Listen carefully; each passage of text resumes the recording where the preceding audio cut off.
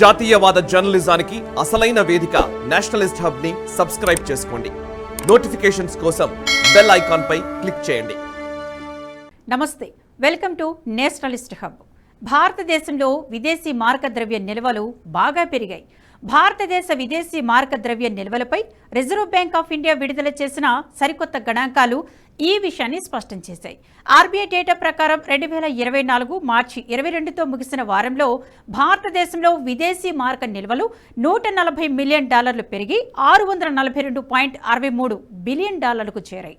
అంతకుముందు 2024 మార్చి 15తో ముగిసిన వారంలో నిల్వలు $642.492 బిలియన్ దగ్గర ఉన్నాయి.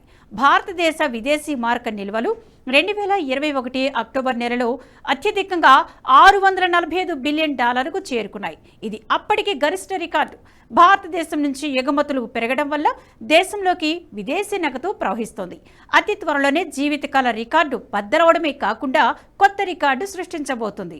మార్చి 22తో ముగిసిన వారంలో భారతదేశ విదేశీ మారక నిల్వలు వరుసగా 5వ వారంలో $642.492 బిలియన్ చేరుకున్నాయి.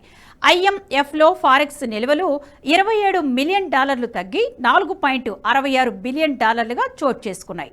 ఫారిన్ కరెన్సీ అసెట్స్ అంటే విదేశీ మారక నిల్వలో ఉన్న యూరో, పౌండ్, యెన్ వంటి అమెరికాయేతర కరెన్సీ యూనిట్ల విలువలో పెరుగుదల లేదా తరుగుదల విలువ.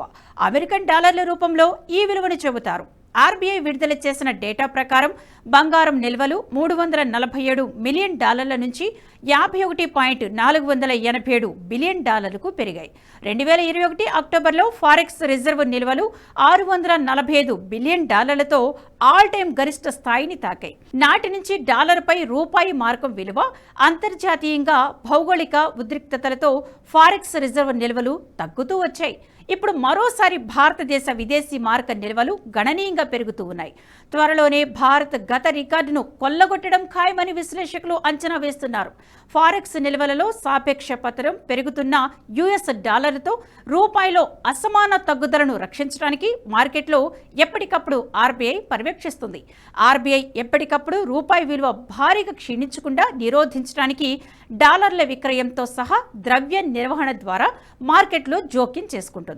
ఆర్బీఐ విదేశీ మార్కెట్లను కూడా నిశితంగా గమనిస్తోంది. క్రమబద్ధమైన మార్కెట్ పరిస్థితులను నిర్వహించడానికి మాత్రమే ఆర్బీఐ జోక్యం ఉంటుంది.